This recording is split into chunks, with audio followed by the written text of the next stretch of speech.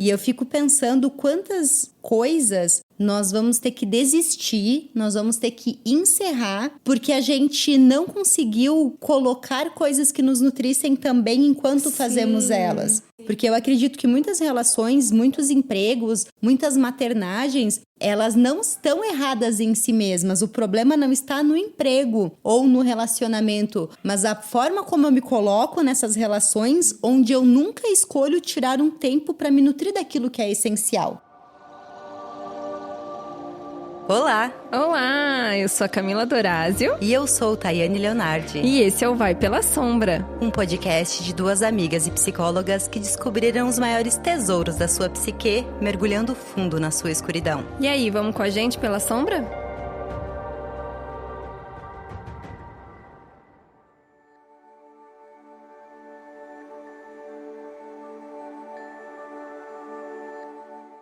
Olá! Olá, sejam bem-vindos de volta ao Vai Pela Sombra. E no episódio de hoje, nós vamos mergulhar em um mundo gelado. Mas pensem num lugar muito gelado, que de tão frio, as palavras precisam ser arrancadas da boca do outro e acalentadas com o calor de uma fogueira, porque senão são pedras de gelo. E nesse lugar gelado, onde nada cresce e o vento se torna um cubo de gelo, existe um homem. Um homem que se lembra de que já fora feliz, que já teve contato com pessoas, mas que agora vive só. Ele até tenta ser feliz, ele tenta se ocupar de coisas, velejar, pescar, caçar, mas fato é que ele é muito triste. Ele é triste que chega a criar lacunas no rosto dele, marcando por onde tantas lágrimas já rolaram. Ele é triste e desesperançoso, solitário, vazio. E o seu vazio é gelado dentro, tal qual o ambiente fora. E num dia, depois de passar horas tentando caçar e não conseguir nada, esse homem começa a escutar um canto que vem do alto de uma pedra. Ele atraca seu barco, começa a procurar com os olhos. Então ele avista um círculo de mulheres dançando nuas. Elas são lindas, brancas como um leite tirado de uma vaca jovem. E elas dançam com graça, elas dançam com leveza, e ele fica quase que hipnotizado. Jamais havia visto por lá outros seres humanos, mais ainda dotados de tanta beleza. Quando ele olha aquelas jovens, ele percebe que ali por perto de onde ele atracou, tinha uma pele de foca. Ele não resiste ao impulso de agarrar essa pele e pega contra seu corpo. Nesse momento, ele escuta o canto mais lindo que seus ouvidos já ouviram. E seguidos por esse canto, uma a uma daquelas mulheres começam a vestir peles de foca e mergulhar no mar. A não ser uma, a mais alta delas. Essa procura de um lado para o outro a sua pele. Onde está a minha pele? Não consigo encontrá-la, não consigo encontrá-la. Então ela se aproxima desse homem e ele diz, estonteado: mulher, pelo amor de Deus, case-se comigo. E ela responde: ora, não posso, nós não somos da mesma espécie. Eu sou de outro mundo, eu sou das águas, eu sou das profundezas. Eu preciso voltar. E ele, reconhecendo nela tudo aquilo que lhe faltava, diz: por favor, mulher, case-se comigo, venha comigo. Depois de 7 verões, se você quiser, eu devolvo a tua pele de foca e aí tu volta pro mar. Ela, titubeante, cede e diz: ok, eu me caso com você, mas em 7 verões, aí eu preciso pegar minha pele e decidir o que eu vou fazer. Depois a gente vê o que vai fazer. E então eles casaram. E desse casamento nasceu um filho, batizado de Oruque. A moça cuidava de Oruque, colocando ele para dormir, alimentando, contando histórias dos povos do mar. E o caçador caçava, trazia os alimentos para casa e cuidava da mulher e do seu filho. Passados 7 verões, caminhando para o 8º, ela começa a perceber que a sua visão já não está muito boa, que a sua pele está ressecada. que as curvas voluptuosas do seu corpo desvaneceram.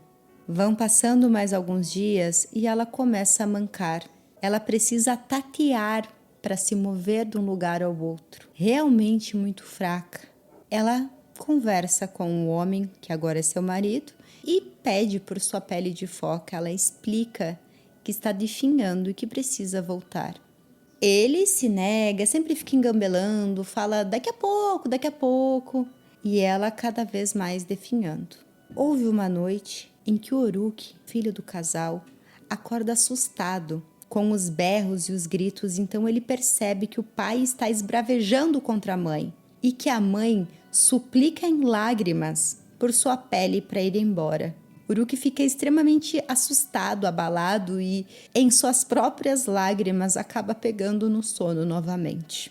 Nesse segundo sono, no fundo do sono, ele começa a escutar uma voz que diz Uruk. Ele então desperta e começa a seguir essa voz. Uruk. Então ele chega perto de uma pedra e tropeça numa trouxa. Percebe que ali está a pele de foca da sua mãe. Ele abraça aquela pele e sente o cheiro da mãe. É como se ele sorvesse a alma da mãe para dentro dele. Ele abraça de novo e sorve a mãe para dentro de novo. E embora ele amasse muito aquela mãe, ele sabe que a coisa certa a fazer é levar essa pele para ela. Então ele leva a pele de volta para a mãe. Ela agradece e beija muito esse filho e diz: que bom que nós vamos sobreviver. E ela pega, coloca embaixo da sua nadadeira o filho e eles mergulham mar adentro. Porque o Uruk, um híbrido, ele conseguia respirar embaixo d'água. E mergulhando, eles encontram, então, a velha mãe da foca que havia chamado o Uruk. E ela diz: olá, minha filha, como está? Ai, mãe, eu tô muito triste, eu magoei o coração de um humano, mas eu precisava voltar. E com esse menino, minha filha, o que nós vamos fazer? O que você vai fazer? Mãe, ele ainda não está pronto. Não é a hora dele ficar conosco. Ele precisa voltar. E eles passaram 7 dias imersos no oceano, convivendo com toda a gama de focas e com todo o habitat marinho. E depois do 7º dia, Uruk volta para a superfície trazido por sua mãe. Ela lhe explica que estará viva e presente sempre que ele precisar dela. Basta que ele toque os objetos que ela usou. Basta que ele toque os lugares pelos quais eles passaram juntos. Ela estará presente em tudo aquilo que ela viveu, que ela tocou e que ela sempre estará com ele.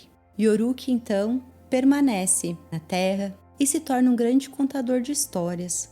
Todos dizem que ele conta essas histórias porque ele é um sobrevivente do rapto de uma foca. Verdade é que todas as manhãs avistam ele conversando com uma foca fêmea, que muitos já tentaram capturar, mas sabe-se lá por quê, nunca conseguiram.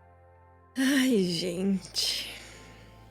Olha, a primeira vez que eu li o livro, O Conto do Sapatinho Vermelho, que foi o que mais me pegou. Eu acho que dessa vez, esse até agora, né, essa segunda vez que eu tô lendo pra fazer o podcast, esse foi o conto que mais me pegou, assim, que eu acho difícil até a gente conseguir dar conta, né, de tudo o que ele traz em 2 episódios.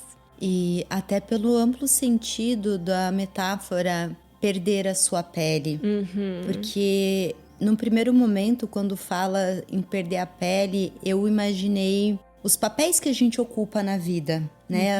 As peles não nossas que a gente veste, a pele de psicóloga, de mãe, de namorada, de amiga. E são tantas peles usadas a todo momento que chega um momento que a gente não sabe mais qual é a nossa pele, ou que a gente sempre dá um jeito de não encontrar tempo para ficar com a nossa pele. E depois eu fiquei pensando na pele enquanto a nossa alma. O pescador, o homem, esse homem como ego, viver a partir do ego, a partir do que eu entendo que sou eu, das minhas ambições, às vezes tão solitárias, e até que chega um momento que eu volto a ter uma relação com a minha alma, com o meu inconsciente, que aí seria um outro sentido de pele. E para cada um desses 2 conceitos, teria muita coisa para dizer. Tem muita coisa pra dizer. né? O que é que significa esse mar profundo, mar gelado, né? O estar nas profundezas, esse ser que nasce da união de um humano e um não humano,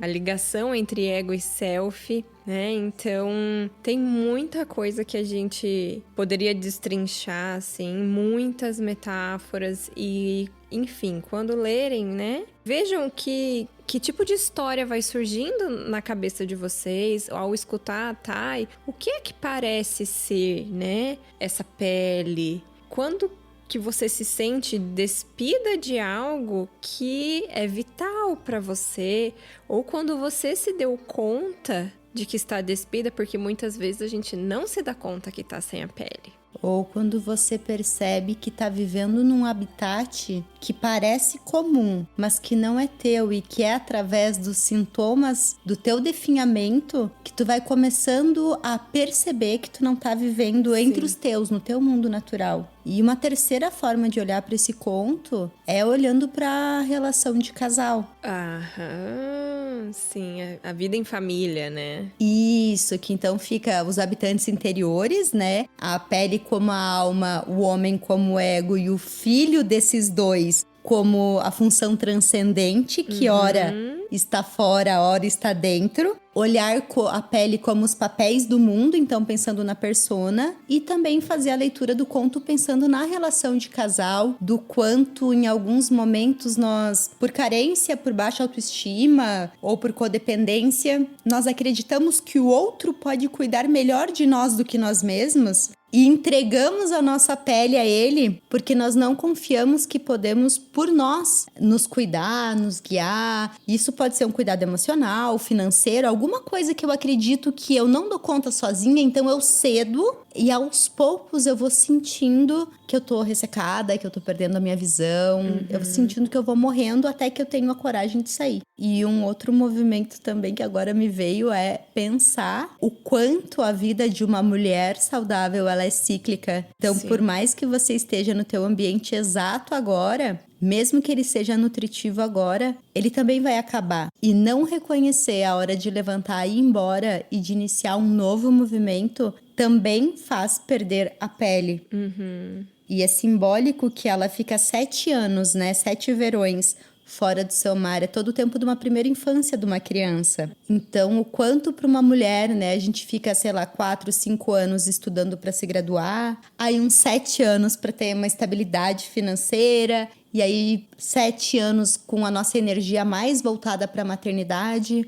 Mas o quanto é importante perceber as trocas de pele necessárias e o que precisa mais da nossa energia psíquica em cada momento da vida, porque senão o que um dia foi bom pode começar a me ressecar. Com certeza. E tem toda essa questão, né, da anciã que ela encontra lá embaixo da água, que é a mãe dela, né, que sabia que ela precisava da pele dela e guiou o Oruki nesse processo. Tem muitas coisas simbólicas que a gente pode olhar e eu queria começar puxando para esse ponto dessa anciã que percebe o tempo das coisas, que às vezes percebe que está passando o tempo e que age quando é necessário, se for necessário. E aqui, logo no começo do capítulo, a Clarissa coloca algo, gente, que eu vou ler para vocês. Talvez fique um pouquinho longo, mas eu quero que vocês prestem muita atenção, porque isso é muito importante, é um alerta. Eu e a Thay, a gente já falou sobre isso em outros episódios, tá? Mas eu acho muito importante a gente reforçar, porque é muito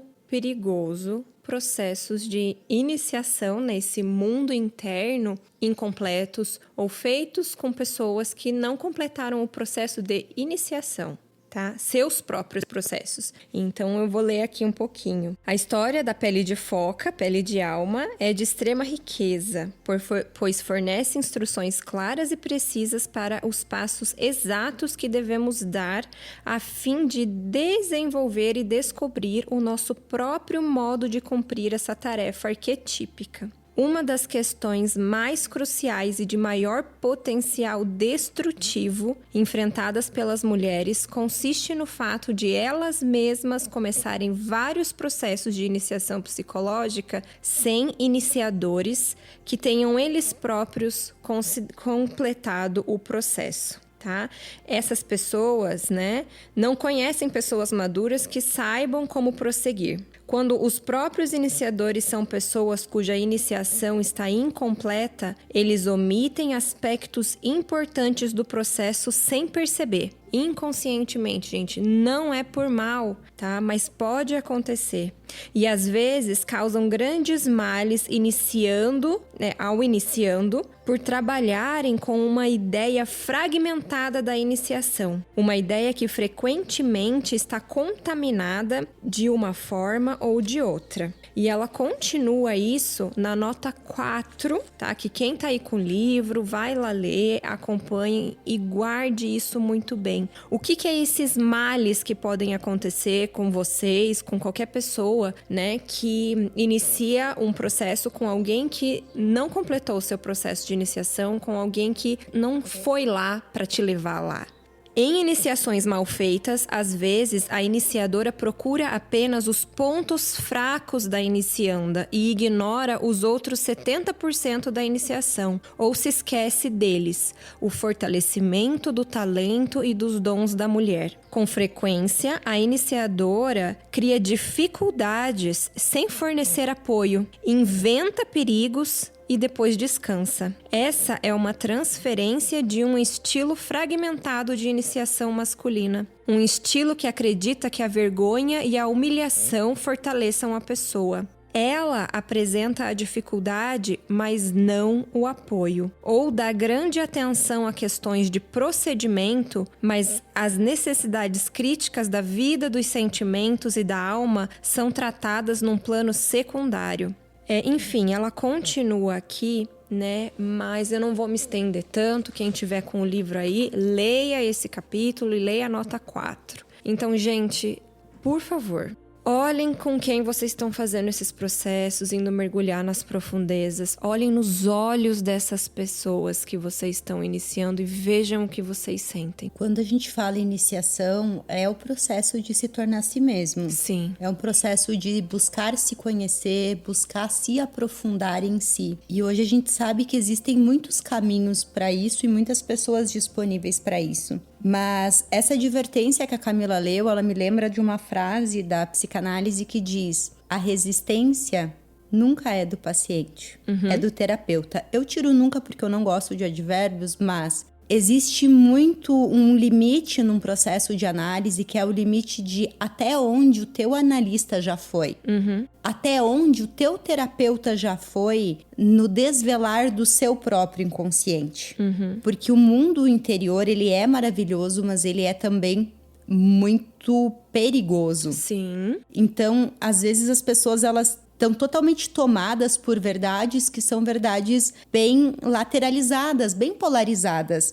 É muito difícil tu saber quando tu tá sendo guiado pelo teu self para ser um self auxiliar, ou quando tu também tá sendo guiado por um arquétipo, o arquétipo de um curador, ou pelas tuas próprias crenças sobre o que é certo, sobre o que é feminino, o que é masculino, o que é bom, o que é mal. E nas intervenções de um analista, a gente consegue perceber algumas crenças dele. E então tomem cuidado.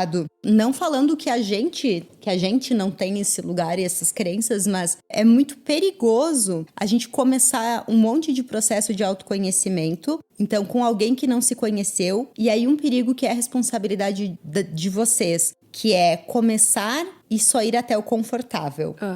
Porque isso gera, acredito, os mesmos malefícios que a Cami listou. Gente, é tão prejudicial para tua saúde psíquica começar um monte de processo sem finalizar nada, quanto ter um monte de trauma na vida. Porque é como se eu fosse, a cada 2-3 meses, fazer uma cirurgia, mas eu não esperasse me recuperar. Eu não esperasse cicatrizar e eu abrisse de novo.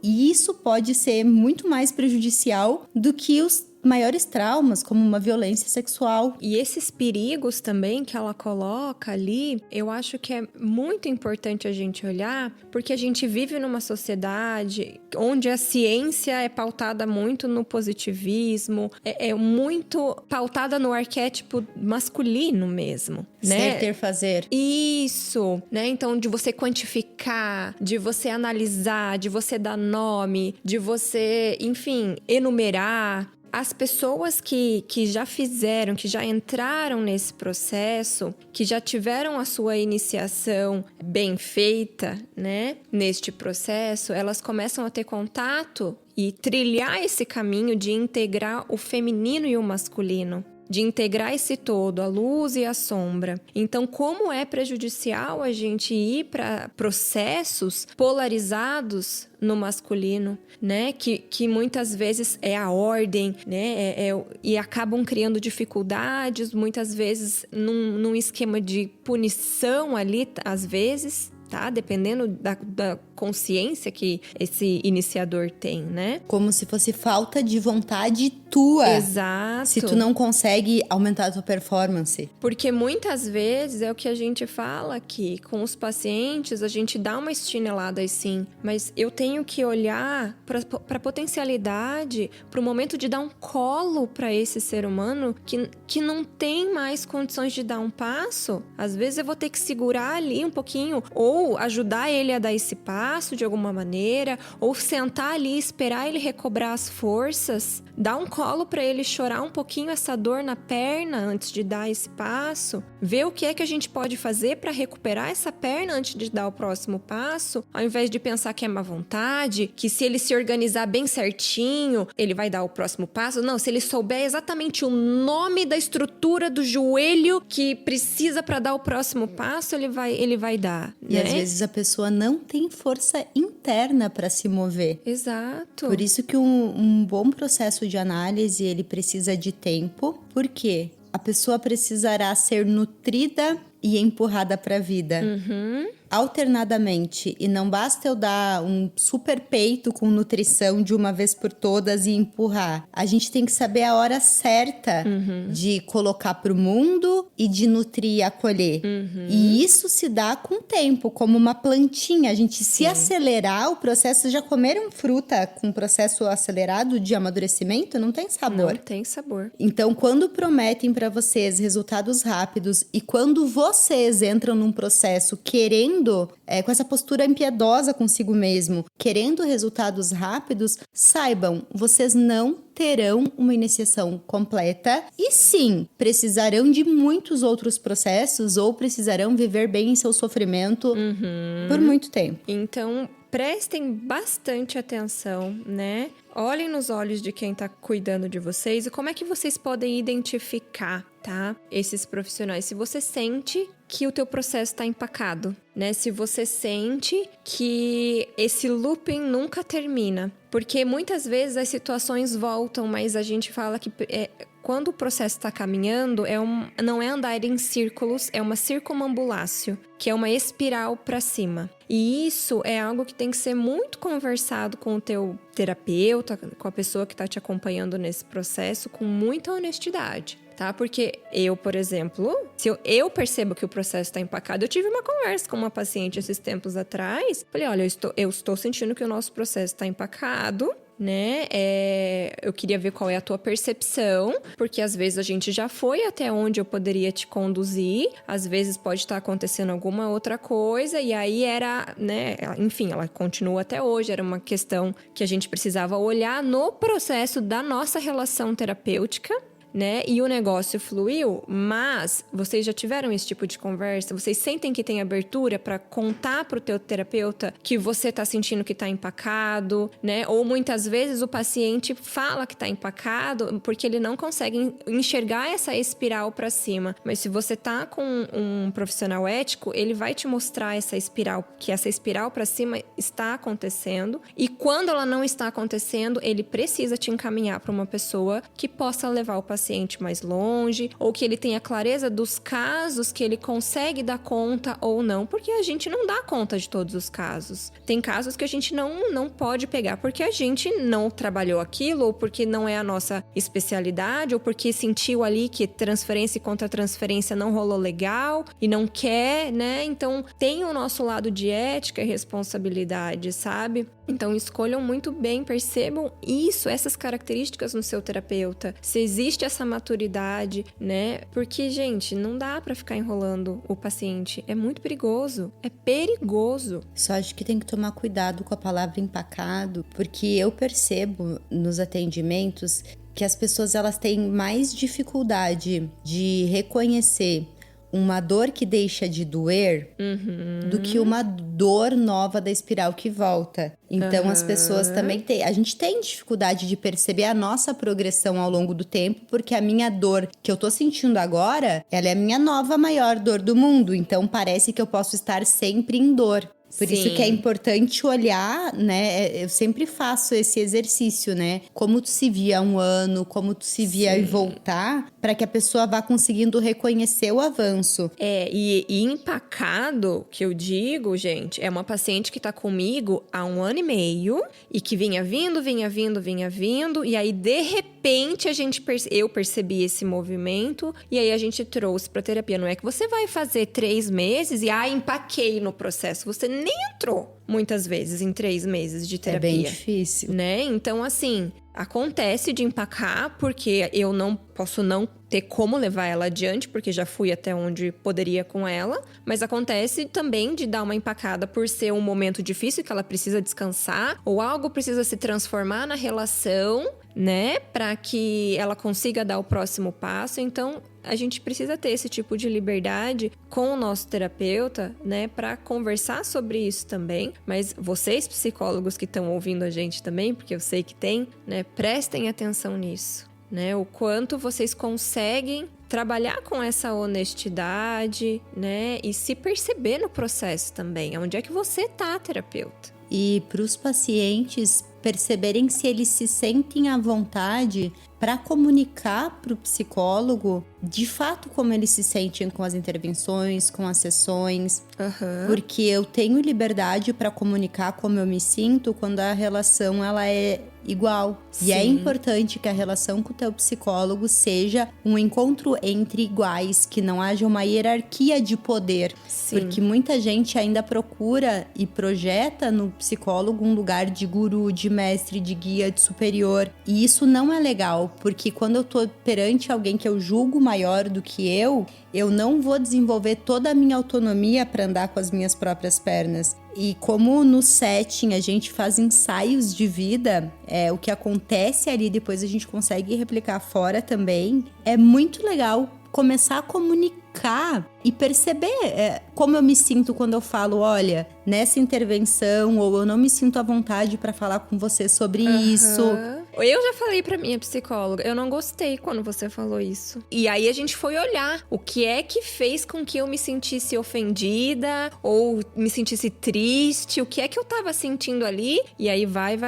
Então, assim, é importante olhar, né? Porque fala do teu próprio processo. Se você não tem a liberdade pra falar, nossa, tipo... O que não significa que o psicólogo vá mudar, mas o que te incomodou ali já comunica e é conteúdo pra sessão. Sim, total. Né? Então, a terapia, gente, é um lugar onde a gente vai experimentar novas formas de existir num ambiente seguro, com uma pessoa que sabe conduzir esse processo. Com uma escuta pura e limpa. Exato. O máximo possível, né? Em uma escuta ética.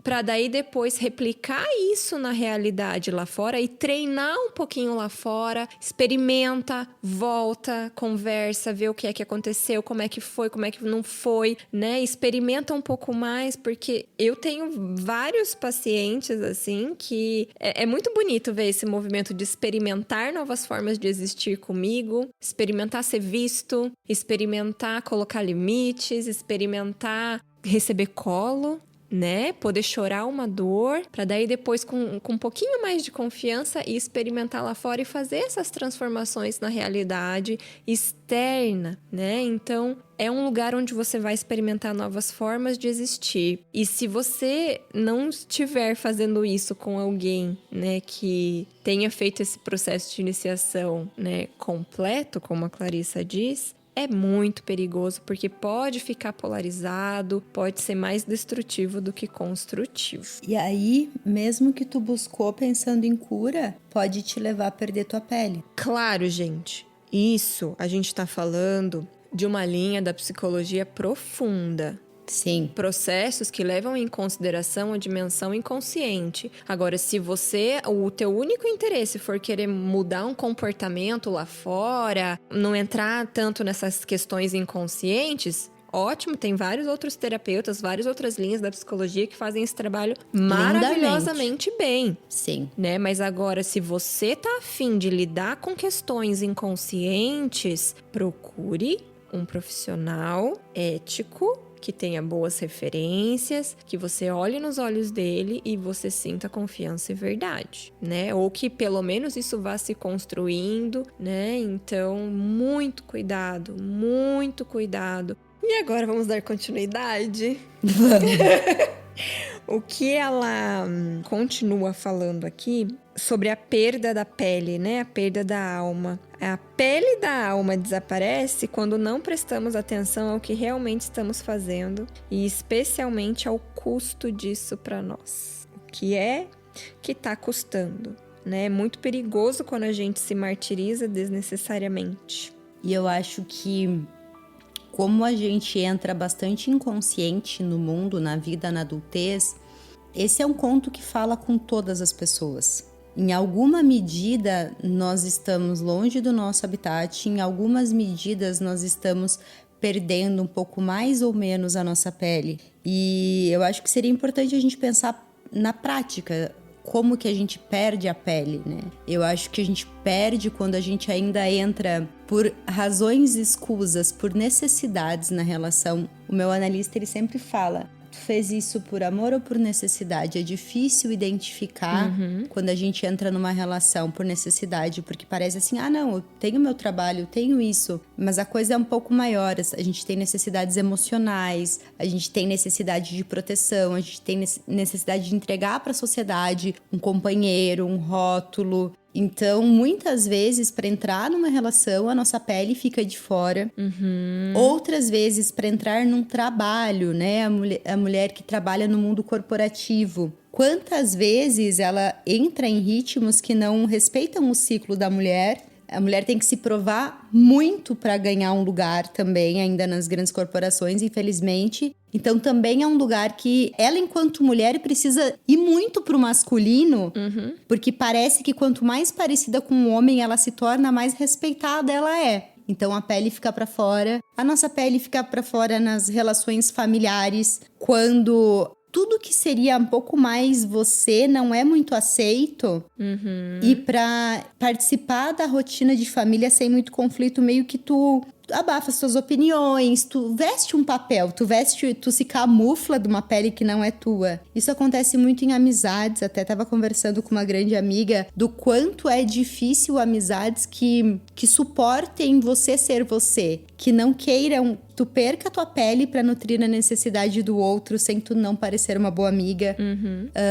Eu acho que a gente pode perder a pele em todas as nossas neuroses e obsessões. Então, tudo aquilo que para me tornar algo, preciso abrir mão de uma rotina saudável, também consome a nossa pele. E eu acho que todos estamos, de alguma forma, ressecados, longe do nosso habitat, meio ceguetas. A questão é identificar que sinal tu tá recebendo da tua perda de pele. Como que em você se manifesta esse definhamento e esse ressecamento? E eu vejo uma coisa muito forte agora nos corpos, tá com uma tendência, né? Todo mundo tá sendo vata na Ayurveda. E eu fiquei pensando... Nossa, né? é verdade. O vata, eu sou, inclusive. Que é mais ar, né? Eu não entendo disso, mas resumidamente eu fiquei pensando assim, se tá todo mundo se sentindo meio seco... Frio e seco. frio e seco, como o ambiente desse pescador. Olha os sintomas que estão super comuns. Amenorreia, as mulheres não estão menstruando, problemas intestinais, então também falta umectar o intestino. As questões respiratórias, onde falta umectar o pulmão. As rinites, que falta... Olha como falta umidade. Como falta aguinha. Os cistos. Então, percebendo que os nossos sintomas, eles vão mostrando mesmo pra gente um ressecamento. Com certeza. E eu acho que ela coloca aqui também, né? Quando fingimos ser uma fonte ilimitada para os outros e não fazemos o possível para nos ajudar. Gente, é fazer o possível para se ajudar, né? Porque senão a gente... E eu acho muito legal isso que ela fala mais pra frente, que é uma ironia que a gente construa tantos santuários pra Ibis, pra Pelicano, pra Garça Real, pra Lobo, pra Jesus Cristo, pra Nossa Senhora. A gente constrói tantos santuários pros outros e a gente não constrói pra gente mesmo. Mas é que dos outros a gente quer cuidar. Eu acho que por trás de todo o borrão de fazer, existe uma alma desesperada para não se encontrar consigo mesma. Eu tô lendo um livro que chama Síndrome da Boazinha, que fala o quanto a autoimagem negativa da mulher gera esses comportamentos obsessivos fazedores. De fazer tudo o tempo todo pra todo mundo e verdadeiramente acreditar que não tem tempo pra si. Sem reconhecer que primeiro, se ela encontrar tempo pra si, ela vai se encontrar.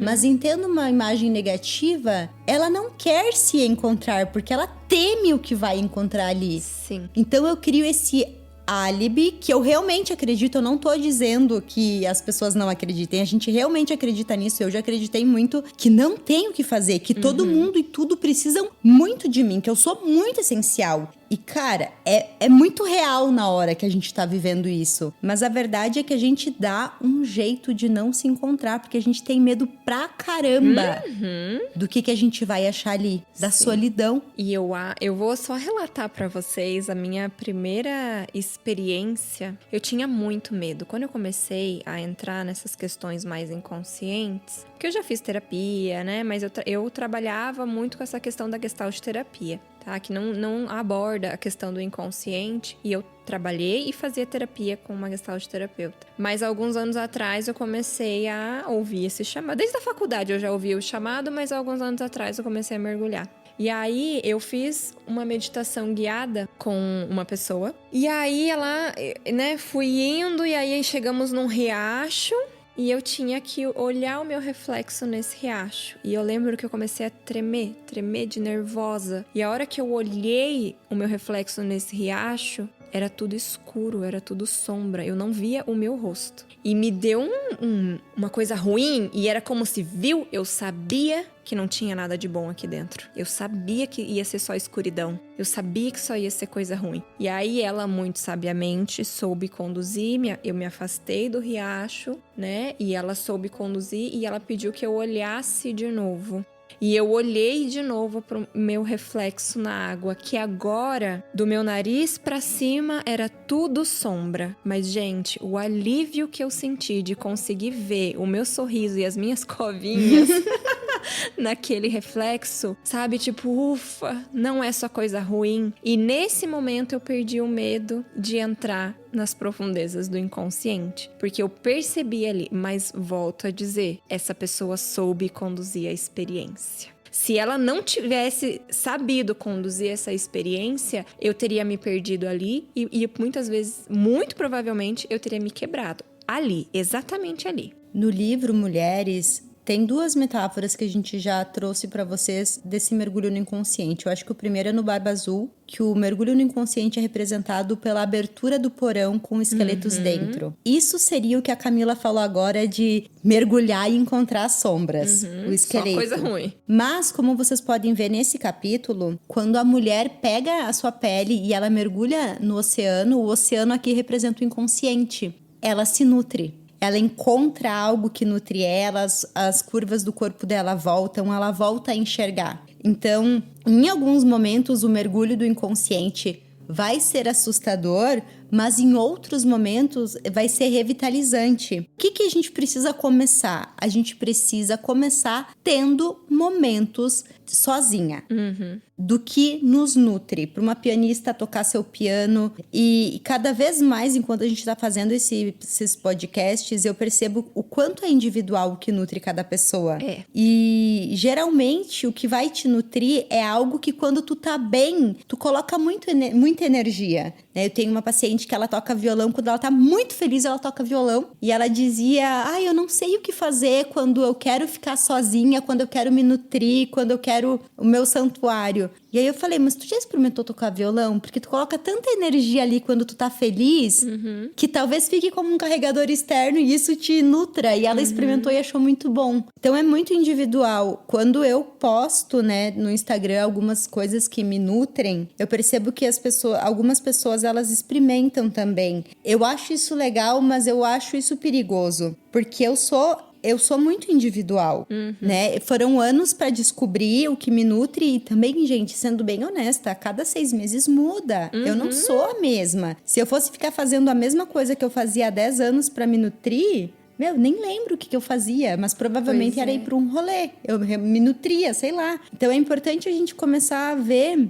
o que nutre pra gente também sem apego de agora vai ser isso 3 vezes por semana. E sabe, pra mim, eu demorei muito pra entender que a arte me nutre e que sem arte eu definho. Mas o que é que acontece? Como que eu cheguei nesse ponto? Porque assim, eu vou transitando, Então, eu já fiz teatro, eu já toquei violino, eu já fiz aula de escultura, eu já fiz aula de pintura, enfim. O circo é algo que mistura, a parte física com a parte do belo, do artístico, Música, pra mim, é algo que me faz transcender. Eu tenho, de verdade, gente, eu vou pra Nárnia quando eu escuto alguns tipos de música, Então, eu comecei a perceber que na minha vida não importa o que eu faça, tem que ter alguma coisa de arte. Hoje está sendo através do circo e através da aquarela, através da fotografia também em alguns momentos, ouvindo música, qual é o tipo de música, mas o cerne é a arte. E eu vou transitando, gravitando em volta desse cerne em diferentes formas de expressão, que depende muito da época, depende muito da minha disponibilidade, da minha vontade, Mas a questão é, sem arte, eu não consigo viver. Não dá. Para Camila Dorazio, sem arte não dá para viver. Não importa muito o que em si seja, Então, tentem observar também se tem algo, um núcleo, ao qual a tua vida transita. Para algumas pessoas é a culinária, por exemplo. O ato de cozinhar, Que gosta de cozinhar para os outros, gosta de cozinhar para si mesmo. Tem épocas que tá mais afim de cozinhar doce ou mais afim de cozinhar salgado. Não, agora eu quero aprender sobre drinks, Agora eu quero aprender sobre vinhos e nananã. Então, assim, tem alguma coisa que transita para que você possa ampliar e experimentar outras coisas a respeito desse núcleo central? Porque a Clarissa fala também, quando tu percebe que a tua pele foi capturada, é importante saber. E muitas vezes a solução não vai ser tu tirar um ano sabático. Ou até pode ser no primeiro momento. Isso me chamou atenção no conto, na verdade. Ela ficou 7 anos fora, então foram 7 anos sem contato nenhum com o habitat natural dela. Talvez, se ela tivesse combinado com o cara, olha, a cada semana ou a cada ano eu volto, eu me nutro, e aí a gente volta pra cá, talvez ela não precisasse ter abandonado totalmente. E eu fico pensando quantas coisas nós vamos ter que desistir, nós vamos ter que encerrar, porque a gente não conseguiu colocar coisas que nos nutrissem também enquanto fazemos elas. Sim. Porque eu acredito que muitas relações, muitos empregos, muitas maternagens, elas não estão erradas em si mesmas. O problema não está no emprego ou no relacionamento, mas a forma como eu me coloco nessas relações, onde eu nunca escolho tirar um tempo para me nutrir daquilo que é essencial. Então, quando eu já tô muito ressecada, talvez eu precise de uma semana, um mês, um ano para me revigorar. Mas depois, para não voltar para um estado de doença, eu preciso aprender a religiosamente nutrir a minha alma. Senão eu vou estar sempre sempre precisando da dor, precisando do sintoma para me lembrar de mim mesma. E como a gente, que é mulher, a gente é muito cíclica, nós vamos ter fases da vida, né? Como eu falei no início, focadas para cada coisa. Eu preciso, apesar de estar colocando mais a minha energia nesse projeto, nesse momento, saber que o essencial por mim tem que ser feito. Da mesma forma que a gente toma banho todos os dias, algo que nutra a nossa alma todos os dias. Sim, e a Clarissa coloca uma questão muito importante, né? Que esse algo que faz com que a gente nutra a nossa alma, ele é o nosso santuário pessoal. Um altarzinho. Né? É um altar pessoal na sua casa. Eu conheço muitas pessoas que têm um altarzinho para um santo, né? Ou que, enfim, vão para a igreja, vão para missa, vão para fora. Mas e na tua casa? É um altar pessoal? Você, sozinha com você mesma, é o seu próprio altar pessoal, né? Essa uma hora que você tira para ir para fora, você tira para você também. E ela fala uma coisa muito importante, gente. Para a psique self-alma, as férias não equivalem ao santuário. Tempo de folga ou de licença não equivale a voltar para casa. A tranquilidade não é o mesmo que a solidão. Então não é, quando eu tirar férias eu vou cuidar de mim. Ou, não, na semana que vem eu tenho um dia de folga, uma vez a cada 5 meses. Gente, isso não é o mesmo do que voltar para casa e você ter o seu santuário, o seu refúgio. Já é um sinal de patologia você viver uma vida onde você precisa das férias para suportá-la. Né? É como se a gente estivesse vivendo embaixo de uma piscina e aí chega um momento que eu não aguento mais e para respirar eu vou... Pego um ar e mergulho de novo. A gente precisa aprender a construir dentro do possível uma vida que não precise de momentos de um total oposto para eu dar conta dela. E isso é possível, sim. É possível. Mas eu preciso primeiro reconhecer o que tá por trás, com sinceridade, o que tá por trás do que me leva a fazer as escolhas que eu tenho feito. E é muito interessante, porque a gente, às vezes, mergulha nessas exigências que nos são impostas, entre aspas, ou a gente agarra, né, essas exigências para não se dar conta da nossa própria merda, digamos assim, né? Para não escarafunchar no nosso inconsciente, no nosso interior. E aí a gente vai pegando, é como se todo mundo tivesse suas urgências, é como se tudo fosse urgente, né? E a Clarissa coloca aqui, eu acho ótima, a não ser que se trate de uma questão de vida ou morte, reserve algum tempo para você. E que às vezes a gente tem sim que vestir sutiãs de lata. Porque todo mundo vai querer mamar o tempo inteiro e vai querer te sugar, te sugar, te sugar. E às vezes a gente tem sim que vestir um sutiã de lata. Às vezes é questão de vida ou morte. Porque se você ficar se deixando sempre de lado, te sugarem, vai virar uma questão de vida ou morte pra você. E isso é especialmente difícil para mulheres, porque nós somos muito identificadas com o arquétipo do curador. A gente é muito levada ao servir, ao querer ajudar, a querer salvar o outro. Mas a gente também precisa reconhecer o ganho que a gente tem nesse lugar. O ganho de poder, o gozo de ser aquela que salva, de ser aquela que ajuda. E é muito mais fácil ficar salvando todo mundo do que olhar para as nossas próprias questões, para as nossas próprias mazelas, para as nossas próprias necessidades emocionais. Muitas vezes é a carência que nos faz servir para ter um valor de tão sem valor que a gente acha que é. Mas nesse servir não tem um cuidado autêntico, porque eu não estou fazendo pelo outro.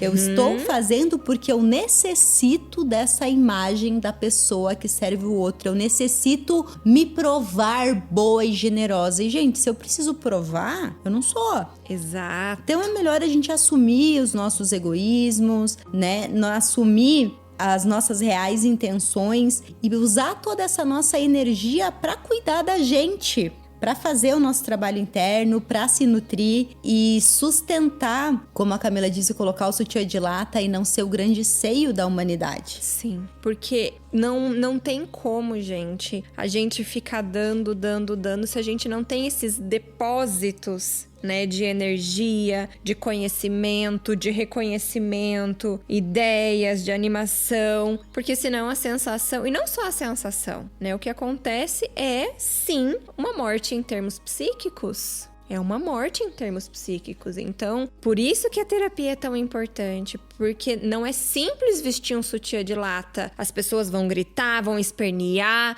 vão ficar desesperadas, né? Porque elas não sabem encontrar outras fontes de alimento que não seja a sua teta. Mas eu acho que o que mais impede alguém de parar de dar de si para o outro não é a demanda do outro. Não. É a perda do próprio poder em se ver como aquela capaz de ajudar o outro. Sim. Eu acho que toda pessoa que faz pelo outro, ela é dependente de um outro que precise dela, porque sustenta um lugar de superioridade, um lugar de importância. E eu acho que a gente precisa olhar para isso, senão a gente fica muito no discurso, a gente falando de mulheres, no discurso de eu faço tudo, eu sempre tô ali, eu sempre ajudo, se eu não ajudar ninguém faz, eu. Olha que poder. Será mesmo? Será mesmo que os outros não têm 2 pernas, 2 braços? Eu acho que a gente tem que começar a devolver a dignidade do outro e suportar que o outro não precisa ser salvo pela gente. E quando você disse, né, olha que poder. O Jung fala que o contrário do amor não é o ódio. O contrário do amor é a vontade de poder. Então, aonde inconscientemente tem essa vontade de poder, não tem amor genuíno. Então, você não faz por amor. Inconscientemente, muito provavelmente, você está fazendo por vontade de poder. E a vontade de poder, que é um polo da polaridade, tem o outro polo que é a impotência. Então, por alguma ferida do passado, onde tu se sentiu muito impotente, em desamparo, tu ficou com essa vontade de muito poder, porque quando tiver muito poder, ninguém mais vai me abandonar, rejeitar, trair, humilhar. E aí você criou esse personagem que se coloca, que se vincula a partir desse lugar de poder. Porque se eu faço tudo pra todo mundo, inconscientemente eu vou ser essencial. E se as pessoas precisarem de mim, elas nunca vão embora. E eu não vou precisar lembrar do meu lugar pequeno.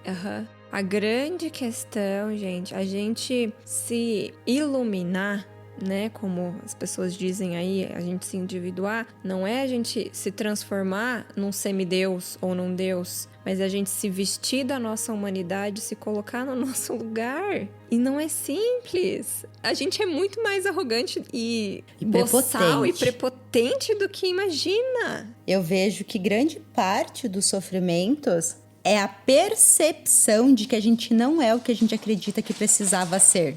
Isso foi um dog. Não é o sofrimento real. É o sofrimento de eu não fui excelente.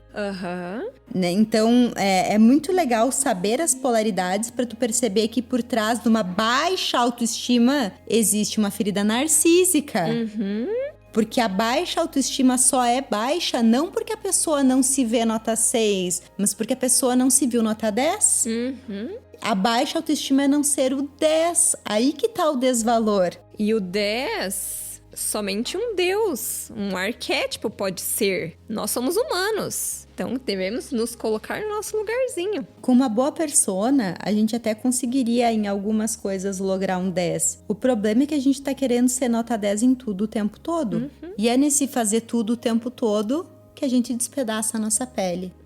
Então eu acho que nesse primeiro recorte do capítulo, seria importante vocês refletirem para vocês. O que é a pele? Que pele vocês usam? Qual é a sua pele original? Com que frequência você volta até ela? Ela precisa de reparos, de costura, de botões novos? Como ela se reenergiza? Só pra gente finalizar, mas eu tava procurando aqui uma frase de um livro que eu li, que diz assim, essa semana, né? Não há soluções simples para os problemas de amor na vida. E todo relacionamento de amor exige um preço de nós. Então, essa questão do querer fazer tudo, querer fazer 100% tudo maravilhosamente bem o tempo inteiro, gente, a gente vai ter que escolher. A gente vai ter que escolher. E muitas vezes você vai ter que escolher entre você e o seu marido, entre você e o seu filho, entre você e o seu emprego, entre você e a sua melhor amiga. Você vai ter que escolher. Já pararam para pensar que a dificuldade de escolher, na verdade, fala da dificuldade em se autorizar no próprio desejo e ter que assumir as consequências? O querer fazer tudo é uma ilusão de que eu não preciso pagar preço de nada.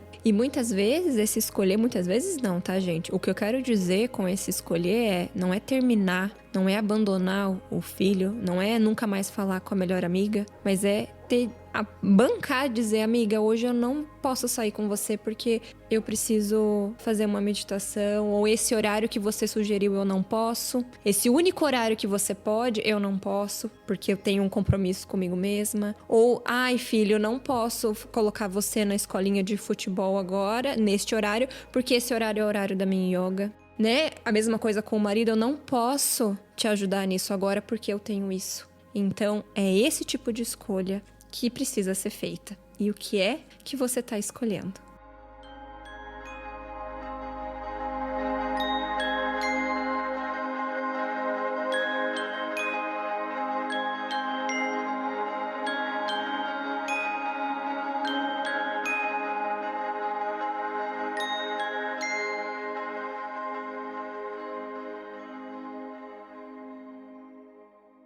Este podcast foi editado no Estúdio Papaya.